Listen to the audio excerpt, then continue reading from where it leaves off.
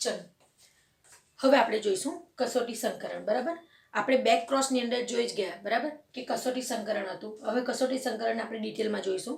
તો આપણે જાણીએ જ છે કે જ્યારે પિતૃ જે હોય નર અને માદા એમના વચ્ચેના સંકરણ દ્વારા જે F1 સંતતિ આવે છે, બરાબર, એ F1 સંતતિ વચ્ચે વચ્ચે જ સ્વફલન થઈને F2 સંતતિ આવે છે. એવું આપણે એક સંકરણ અને દ્વિસંકરણના પ્રયોગમાં જોઈ ગયા. બરાબર, પણ કસોટી સંકરણમાં બેક જાય છે, ફરી પાછો. કઈ રીતે બેક જાય છે? તો પિતૃ તરીકે એક પ્રભાવી પિતૃ હોય અને એક પ્રચ્છન્ન પિતૃ હોય. અને પ્રભાવી અને પ્રચ્છન્ન પિતૃ જે સમયુગ્મી પ્રકારના હોય છે એમના વચ્ચેના સંકરણ દ્વારા F1 સંતતિ મળે છે. એ F1 સંતતિ પ્રભાવી પિતૃ જેવી હોય છે, પરંતુ એ વિષમયુગ્મી પ્રકારની હોય છે, જ્યારે પેલું પ્રભાવી પિતૃ સમયુગ્મી પ્રકારનો હોય છે. બરાબર, તો એ જે F1 સંતતિ મળે છે, હવે એ F1 સંતતિ વચ્ચે સ્વફલન નહીં, પણ જે એ F1 સંતતિ મળી એનું જે પ્રચ્છન્ન પિતૃ હતું એ પ્રચ્છન્ન પિતૃ સાથે જે સંકરણ કરાવવામાં આવે, બરાબર, એને કસોટી સંકરણ તરીકે ઓળખવામાં આવે છે. અને એ પ્રચ્છન્ન પિતૃ અને F1 સંતતિ એ બે વચ્ચેના સંકરણ દ્વારા જે પ્રાપ્ત થતી ટોટલ કુલ સંતતિ હોય છે, એ કુલ સંતતિમાં 50% સંતતિઓ પ્રભાવી હોય છે અને 50% સંતતિઓ પ્રચ્છન્ન લક્ષણ ધરાવતી જોવા મળે છે. બરાબર, તો આપણને એટલું ખબર પડી કે કસોટી સંકરણમાં F1 સંતતિ જે વિષમયુગ્મી પ્રકારની હોય છે એ હોય છે સમયુગ્મી પ્રભાવી પિતૃ જેવી, પણ એનું સંકરણ સમયુગ્મી પ્રચ્છન્ન પિતૃ સાથે કરાવવામાં આવે છે. અને એ બે વચ્ચેના સંકરણ દ્વારા જે સંતતિ મળે છે એ 50% પ્રભાવી અને 50% પ્રચ્છન્ન પ્રકારની આપણને જોવા મળે છે. કસોટી સંકરણ જે પ્રભાવી સંતતિના જનીન પ્રકારને શોધવામાં મદદ કરે છે. હવે કસોટી સંકરણનો ઉપયોગ શું? આપણે કસોટી સંકરણની મદદથી શું જાણી શકીએ? તેમ કે કસોટી સંકરણ દ્વારા આપણે પ્રભાવી સંતતિનો જે જનીન પ્રકાર છે, જનીન પ્રકારને શોધવામાં આપણને મદદ મળે છે. આપણે ઓલરેડી ટેક્સ્ટબુકમાં જ્યારે કસોટી સંકરણ જોયું ત્યારે આપણને ખબર પડી, આપણા ટેક્સ્ટબુકમાં સરસ એવી ફિગર પણ ડ્રો કરી છે. બરાબર, અજ્ઞાત પિતૃ એમ કરીને અજ્ઞાત પિતૃ પ્રભાવી છે કે પ્રચ્છન્ન એ આપણે કસોટી સંકરણ દ્વારા જાણી શકીએ છીએ. એટલે ટેક્સ્ટબુકમાં આપણે જે થિયરી જોઈ એના દ્વારા આપણને ખબર પડી કે કસોટી સંકરણ દ્વારા આપણે પ્રભાવી જે પિતૃ હોય છે એને જાણી શકીએ છીએ. કેમ? તો એ સંતતિના રિઝલ્ટ પરથી. બરાબર, ચલો હવે જે કસોટી સંકરણ છે એ ફરી પાછા બે પ્રકારના, એક સંકરિત કસોટી સંકરણ અને દ્વિસંકરણ કસોટી સંકરણ છે. કસોટી સંકરણ પણ એક લક્ષણ વાળું અને બે લક્ષણો વાળું. બરાબર, તો આપણે જોઈએ કે પ્રાપ્ત થતી સંતતિ એટલે કે એક સંકરિત કસોટી સંકરણમાં જે F1 સંતતિ હોય એનું પ્રચ્છન્ન પિતૃ દ્વારા સંકરણ કરાવતા લક્ષણ એક જ હશે. એક લક્ષણને ધ્યાનમાં લઈને આ પ્રયોગ થયો હશે. એટલે એક લક્ષણ વાળું પ્રચ્છન્ન પિતૃ અને એ જ લક્ષણવાળી F1 સંતતિ, એ બે વચ્ચે સંકરણ કરાવતા પ્રાપ્ત થતી જે સંતતિ છે એ સમાન પ્રમાણમાં હોય છે. એટલે કે એ લોકો દ્વારા જે સંતતિ ઉત્પન્ન થશે એ બધી સંતતિઓ સમાન રેશિયોમાં હશે. જો પ્રભાવી 50% હશે તો પ્રચ્છન્ન પણ 50%. એટલે એમ કે 50% જો પ્રભાવી હશે તો બાકીની 50% સંતતિ પ્રચ્છન્ન સ્વરૂપ પ્રકાર ધરાવતી હશે. એટલે અડધી સંતતિ આમ તો એટલા જ પ્રમાણમાં અડધી સંતતિ બીજું લક્ષણ ધરાવતી હશે. એટલે અડધી સંતતિ પ્રભાવીનું લક્ષણ ધરાવતી હશે, અડધી સંતતિ પ્રચ્છન્નનું લક્ષણ ધરાવતી હશે. 50-50%. એવું નહીં કે 60% પ્રભાવી તો 40% પ્રચ્છન્ન, કે 70% પ્રભાવી તો 30% પ્રચ્છન્ન, એવું નહીં. 50% જ પ્રભાવી અને 50% જ પ્રચ્છન્ન લક્ષણ ધરાવતી સંતતિઓ. અને એને જો આપણે સાંકેતિક સ્વરૂપમાં જો સમજવું હોય તો તમે જોઈ શકો છો કે કેપિટલ T એ પ્રભાવી પિતૃ, એનું સંકરણ સ્મોલ t એ પ્રચ્છન્ન પિતૃ. એ બે વચ્ચેનું સંકરણ કરાવતા આપણને F1 સંતતિ મળે છે કેપિટલ T સ્મોલ t વિષમયુગ્મી પ્રભાવી. એનું સંકરણ તમે જોઈ શકો છો કે પ્રચ્છન્ન પિતૃ સાથે કરાવ્યું છે. એટલે F1 સંતતિ કેપિટલ T સ્મોલ t વિષમયુગ્મી પ્રકારની પ્રભાવી, એનું પ્રચ્છન્ન પિતૃ જે સ્મોલ t હતું એની સાથે સંકરણ કરાવ્યું છે. એ F1 સંતતિ અને પ્રચ્છન્ન પિતૃ વચ્ચેનું સંકરણ કરાવતા જે જન્યુઓ મળવાની પોસિબિલિટી, તો જોજો કેપિટલ T અને સ્મોલ t ના જન્યુ તરીકે આપણને એક કેપિટલ T અને એક સ્મોલ t જન્યુ તરીકે મળશે. જ્યારે સ્મોલ t માંથી એક જ જન્યુ મળશે આપણને સ્મોલ t વાળું. એટલે આમાં તમે જોજો બે પ્રકારના LL છે, બે પ્રકારના જનીન છે, બે પ્રકારના કારકો છે. એટલે જન્યુઓ પણ આપણને બે પ્રકારના મળે છે, કેપિટલ T સ્મોલ t. જ્યારે અહીંયાથી આપણને એક જ પ્રકારનું સ્મોલ t જન્યુ મળશે.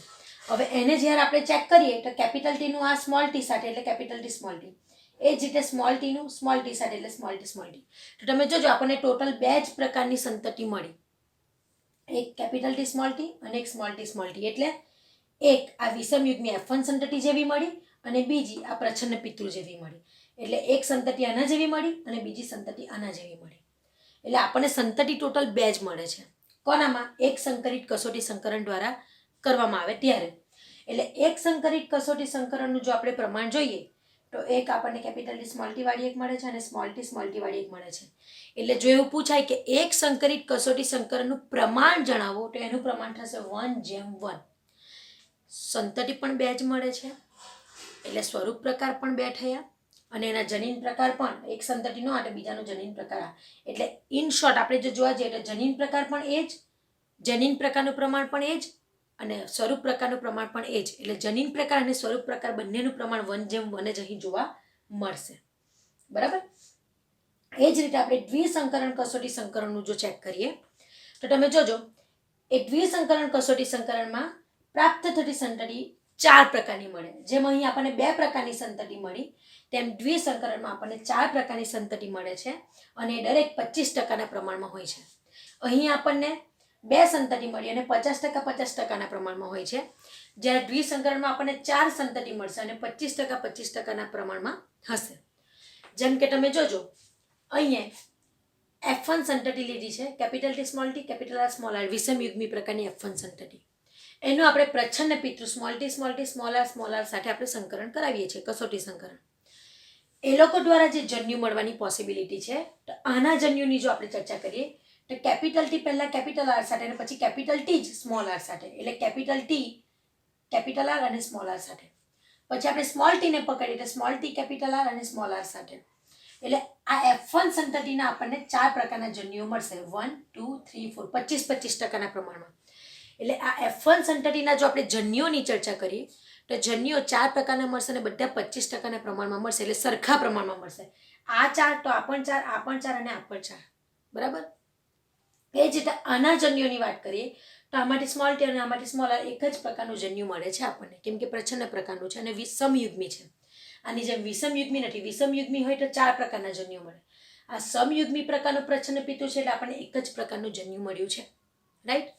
હવે એમની વચ્ચે આપણે જો ચેક કરીએ તો capital T small T capital R small R, capital T small T small R small R, small T capital R small R, small T small R છે.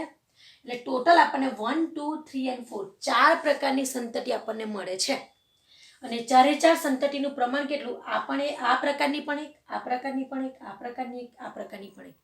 એટલા માટે દ્વિસંકર કસોટી સંકરણનું પ્રમાણ 1:1 આપણને જોવા મળે છે. અહીં જો આપણે જનીન પ્રકારનું પ્રમાણ કરીએ ને તો પણ આપણને 1:1 જ મળવાનું છે. એનો મતલબ કે જોજો અહીં મેં તારણ કર્યું છે કે કસોટી સંકરણ આપણને એક સંકરણમાં અને દ્વિસંકરણમાં જોતા આપણને એક તારણ ખબર પડી કે કોઈ બી એક સંકરણ વાળું હોય કે દ્વિસંકરણ વાળું કસોટી સંકરણ હોય, પણ જ્યાં જ્યાં કસોટી સંકરણ આવે ત્યાં એનું સ્વરૂપ પ્રકાર અને જનીન પ્રકાર એ બંનેનું પ્રમાણ આપણને સમાન જોવા મળે છે. જનરલી આપણે એક સંકરણના પ્રયોગમાં તમે જોજો સ્વરૂપ પ્રકાર અને જનીન પ્રકાર અલગ હોય તો દ્વિસંકરણના પ્રયોગમાં પણ સ્વરૂપ પ્રકાર અને જનીન પ્રકાર અલગ હતા. પણ કસોટી સંકરણ આવે ત્યાં સ્વરૂપ પ્રકાર અને જનીન પ્રકાર સમાન આપણને જોવા મળે છે. તો મોસ્ટ ઇમ્પોર્ટન્ટ પોઈન્ટ નીટ માટે ધ્યાનમાં રાખજો કે આપણને કસોટી સંકરણ પછી એટ ધી એન્ડ લાસ્ટમાં એવું ખબર પડી કે કોઈ પણ જગ્યાએ કસોટી સંકરણ થાય ત્યાં એક સંકરણનું કે દ્વિસંકરણનું હોય સ્વરૂપ પ્રકાર અને જનીન પ્રકાર સમાન જોવા મળે છે. ચલો ત્યાર પછી આપણે એક નવા પ્રકારનું સંકરણ લઈએ. એક થિયરી આપણે જોઈએ કસોટી સંકરણ એ બેક ક્રોસની અંદરનો બીજો પ્રકાર હતો. હવે બેક ક્રોસ જેમ હતું તેમ આપણે બીજી નવી થિયરી વિરુદ્ધ સંકરણ નામનું એના વિશે જોઈએ. તો જોઈએ જ્યારે જ્યારે બે પિતૃ લઈએ એ અને બી, એ એક પિતૃ છે અને બી એક બીજું પિતૃ છે. એ બે પિતૃને આપણે 2 પ્રયોગમાં એવી રીતે વાપરવાના કે એક પ્રયોગમાં જો કેપિટલ એ માદા તરીકે આપણે અને કેપિટલ બીને નર તરીકે લઈએ તો બીજા પ્રેક્ટિકલમાં કેપિટલ એ જે માદા તરીકે હતું એને નર તરીકે લેવાનું અને બી જે નર તરીકે હતું એને માદા તરીકે લઈશું. એટલે પિતૃ આપણે બદલી કરવાના. એટલે લખ્યું છે કે એક પ્રયોગમાં એ માદા અને બી નર પિતૃ તરીકે આપણે લઈએ તો બીજા પ્રયોગમાં એ નર અને બી માદા પિતૃ તરીકે આપણે લઈશું. બરાબર. અને એ એવી રીતે જે પ્રકારની પ્રયોગ કરવામાં આવે એ પ્રયોગને વિરુદ્ધ સંકરણ કહેવામાં આવે છે. વિરુદ્ધ. પહેલા પ્રયોગમાં એ ન રટ્યું તો બીજા પ્રયોગમાં એ માદા થઈ ગયું. પહેલા પ્રયોગમાં બી ન રટ્યું માદા હતું તો બીજા પ્રયોગમાં બી ન થઈ ગયું. એટલે વિરુદ્ધ. બરાબર, કેટેગરી ચેન્જ થઈ ગઈ એટલે વિરુદ્ધ સંકરણ નામ આપ્યું છે. લખ્યું છે કે લક્ષણો જે કેથોજનીન દ્વારા નિયમન પામે છે તે વિરુદ્ધ સંકરણ દ્વારા અસર પામતા નથી. અને મોસ્ટ ઇમ્પોર્ટન્ટ થિંગ કે કોષરસીય આનુવંશિકતા જે છે એના સંદર્ભમાં વિરુદ્ધ સંકરણ દ્વારા બદલાવ આવી શકે છે. એટલે કોષરસીય આનુવંશિકતા જે આપણે જોઈએ છીએ એનામાં બદલાવ આ વિરુદ્ધ સંકરણ દ્વારા આવી શકે છે. બરાબર, તો તમે જોઈ શકો છો કે એક પ્રયોગ છે સ્મોલ એ અને બી એટલે બીજો પ્રયોગ છે. તો પહેલા પ્રયોગમાં જોજો તમે કેપિટલ ટીને માદા તરીકે લીધું તો બીજા પ્રયોગમાં એ જ કેપિટલ ટીને નર તરીકે લીધું. એટલે જે આ પ્રયોગમાં એને માદા તરીકે લીધું હતું તો બીજા પ્રયોગમાં એને નર તરીકે લઈ લીધું. પહેલા પ્રયોગમાં સ્મોલ ટીને નર તરીકે લીધું તો એ જ સ્મોલ ટીને બીજા પ્રયોગમાં માદા તરીકે લઈ લીધું. એટલે ચેન્જ કરી નાખ્યું. આમાં માદા તેને આમાં નર તરીકે લીધું અને આમાં જે નર હતું તેને આમાં માદા તરીકે લીધું. અને એ બે વચ્ચે વિરુદ્ધ સંકરણ કરાવતા જે રિઝલ્ટ મળ્યું ને F1 સંતતિ એ F1 સંતતિ પાછું બંનેમાં સેમ. આમાં પણ ઓલ ટર્મ એટલે કે બધી સંતતિ આ ઊંચા માટેનું લક્ષણ છે અને નીચા નર માટેનું લક્ષણ છે. અહીંયા નર ઊંચા માટેનું અને માદા નીચા માટેનું લક્ષણ છે. પણ એ લોકો દ્વારા સંકરણ કરાવતા જે રિઝલ્ટ મળ્યું એ બધા જ ઊંચા પ્રકારના મળ્યા. પછી અહીંયા ભલે માદાની જેમ ઊંચા મળ્યા જ્યારે આ પ્રયોગમાં નરની જેમ ઊંચા મળ્યા પણ સંતતિ ઊંચી જ મળી. બરાબર, તો આ પ્રકારનો જે પ્રયોગ છે એને આપણે વિરુદ્ધ સંકરણ તરીકે ઓળખીએ છીએ. તો આ રીતે આપણે કસોટી સંકરણને જોઈ શકીએ છીએ. બરાબર, નેક્સ્ટ હવે આપણે નીટના નેક્સ્ટ પોઈન્ટ એના પછી જોઈશું.